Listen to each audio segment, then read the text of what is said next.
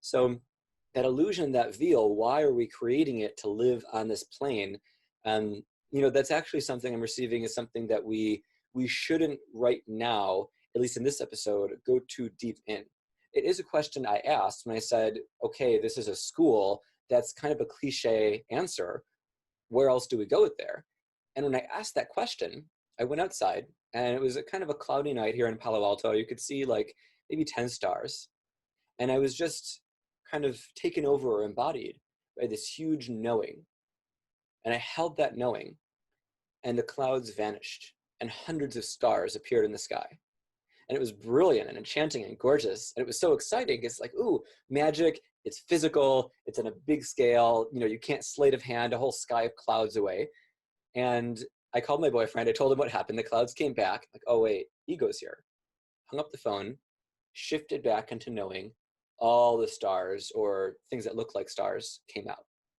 So looking at what is this model and why are we here to learn and to play and to edit and to shift, I would refer to Andy Weir's poem, The Egg. So Andy Weir wrote The Martian, excellent book, great movie. And in his poem, The Egg, which I asked to publish, but I couldn't because of publisher reasons, what he said, is you die. It's kind of first person. You die. You talk to this other being. It's God. And God says, I hope you had a good experience. Your next one, you'll be a peasant girl, a few hundred years in the past. And you're like, wait, time travel? And God's like, very long poem, very rich. I can't do it justice giving quotes. I'm just paraphrasing it. We all live all lives. And after we live all human lives, we graduate from this egg and we, join him, her, it. So to answer, your other question about how do we escape this, I'll use the word matrix because a holographic matrix of creation or illusion or veil of Maya is one nice paradigm for this type of conversation. When a friend asked this, who wanted to study with me last week, I was wearing a Fruit Lip shirt. And just to be completely neutral outside of all faiths and connotations, I said, well, what I'm getting is, think of the goddess of Fruit Loops. She's in her lab and there's a petri dish, and that petri dish is the universe of humanity. And the goal is to figure out how to get that petri dish pink. And we could call that pinkness ascension, unity, oneness, golden age, all the things that most of us want to manifest into. Heaven on earth, bliss, true divine nature, full awakening, full enlightenment, depending on how you define that stuff. So what happens if we try to do something that will ultimately turn that petri dish yellow? Well, if we are a tiny cell in that petri dish, to run with this metaphor, maybe we don't know what will make it yellow or pink. Maybe teaching spiritual healing will make it a bit more pink, but teaching materialization of creatures of any type that we can imagine, and Damanhur creating astral beings are called chimeras. There's a similar technique in Hermetic philosophy. And what if we could just do that? Well, maybe the good people would have unicorns and the bad people would have, vicious snake demons, and it'd be an interesting world. And maybe that world would fall apart, Dean Radin's 30 minutes thing, and that would turn the petri dish yellow. So maybe the goddess of Fruit Loops, to use, one aspect for something that again is us, but at higher levels as a more powerful being, just like, in the day-to-day physical only, maybe you could bench press more than me, so maybe you're more physically powerful than me. It's a word without judgment. It's just a measuring tool. So maybe this goddess of Fruit Loops put a safeguard on the petri dish so we can't turn the color yellow. And there's a lot of other lab assistants rooting for us to turn pink. But if we turn yellow, we get the slate wiped clean. Fractally, you could look at that as Atlantis being destroyed for immorality and lack of maturity. I know you mentioned earlier a different view on Atlantis, so maybe we'll dive into that. And so breaking out of this egg, breaking out of this matrix, breaking out of that petri dish, joining Goddess Fruit Loops or whoever you want to put in her place as now new lab techs that design beings, worlds, universes, I feel is something that we evolve and shift into. And for that path, I feel that the law of one is a great path to look at or follow.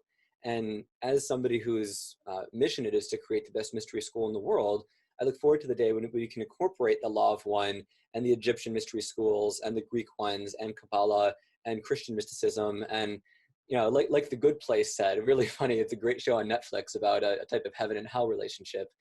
Every religion got it about 5% right, but this one guy, Todd, tripped balls on mushrooms one day and got it 96% right when he was super high.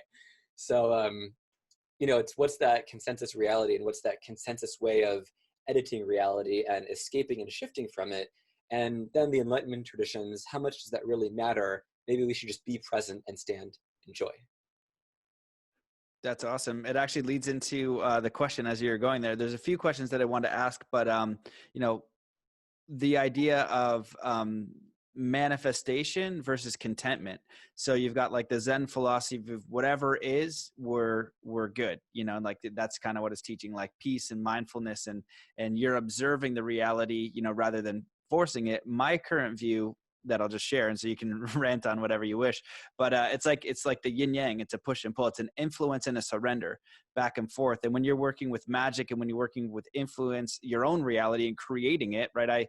I deliberately attempt to create my reality, but also surrender. So I was like, okay, well, do I want to go snowboarding? Well, that's different than me wanting to go for a hike, or to do work, or to write a poem, or to learn something, or to travel, or whatever. I get that choice to influence my reality and life experience, as is I believe is my right on the planet. So I'm curious your thoughts on that balance of manifestation and influencing your reality versus surrendering to it, allowing and finding peace with whatever you have. If you have the worst situation going and everything's falling apart, like finding peace. And then finally, I wanted to just throw in there I think that what'd you say, faith, knowing, whatever that ladder is, that does sound interesting. And I'd love for you to elaborate on that. Yeah, my pleasure. So why act is the ultimate question, I feel, between that action and surrender. Why take action at all? And different faiths have different perspectives. Jainists, from my understanding, try to not step on bugs because they don't want to affect karma in a negative way. People who eat meat, they look at the cycle of life and evolution and say, yeah, I get that animals have souls and feelings, but so do plants, so do microbes at some level. Certain traditions would probably say microbes don't have souls, but there's room for many belief systems in this world. But ultimately, look at any action you take. Why did you eat your last meal? And for most of us, the response is we choose to. That choice could be reactive. That choice could be habitual. It could have a lot of intention. How we carry out that choice could be sacred, or it could just be automatic without a lot of mindfulness. And depending on the tradition, that too could be sacred. So in looking at why do we act, looking at a meal is pretty mundane. We eat meals to sustain ourselves because that's currently how we sustain ourselves for most of us. And so when you get into higher levels of action, like, well, what about magic? What about astral travel? What about pursuing a life goal, a dream, an ambition, a big achievement, really taking a lot of effort and time and all these other things and resources to make something happen? Build a skyscraper, build a school, build a temple, get an Olympic gold medal, any type of action or achievement we would want in life, because we choose to. We either choose at a soul, and then as an ego, we realize it's a knowing, a purpose, an alignment, a path, a choice we made before this incarnation. And so we need to align our ego with our soul to live that choice and build that skyscraper, win that Olympic gold, live in a cave for 37 years, whatever it might be. And like Neo said in Matrix Revolutions, one of the few good aspects about that movie, when he was asked, what's his motivator, he said, I choose to. And emotionally, that doesn't have a big oomph behind it, but I would offer that emotionally, that's extremely liberating. If your leg gets chopped off, you could choose to be completely passive, completely in, do nothing, and accept life as it's given to you, or do something, get a prosthetic leg, work on researching all types of healing things to regenerate your leg completely, etc. So it comes down to choice. It comes down to free will and higher self and all that stuff. And I think it's really very, very individual. It gets a little bit murky when you get into systems of relative morality and say, well, this should or should not be done. And I would just offer it back up to, any of the viewers here, what feels right, what feels aligned, what choice feels true. Some of us would say, hopefully that's a choice aligned with light and love and service. Others would say there's room for expression of everything in unity. I'm going to go on the light side for a whole bunch of reasons. I like the world to last more than 30 minutes. But for those who choose to act, which is probably everybody who chooses to, drink their next sip of water,